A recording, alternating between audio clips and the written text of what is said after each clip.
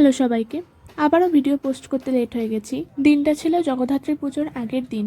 আমরা এসেছিলাম মামা বাড়ি, কারণ এখানে খুব বড় করেই জগদ্ধাত্রী পুজো হয়। এটাই হলো আমার মায়েদের প্রাইমারি স্কুল, আর মাঝেই হলো জগদ্ধাত্রী মন্দির। এখানে মা জগদ্ধাত্রী খুবই জাগ্রত। পরের দিন পুজো থাকায় আমরা বেরিয়েছিলাম কিছু টুকিটাকি জিনিস কেনার জন্য, আর সেই টুকিটাকি জিনিসগুলো আমরা মেলাতেই পেয়ে গেছি। এই মেলার মাঠেও জগদ্ধাত্রী পুজো হয়।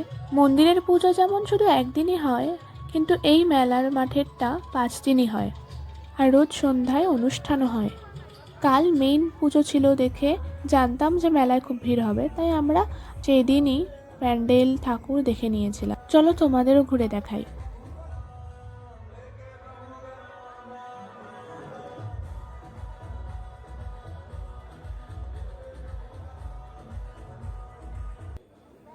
তবে এই দিনও অনেক ভিড় ছিল।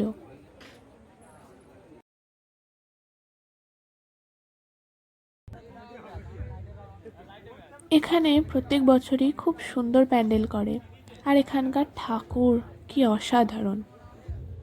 আমরা এর আগে 3বার এসেছি, তবে দীর্ঘ 4 বছর পর এবছর আবার গেলাম।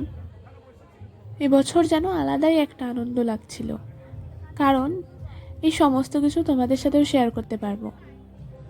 তোমরা অবশ্যই বলো তোমাদের কেমন লাগলো।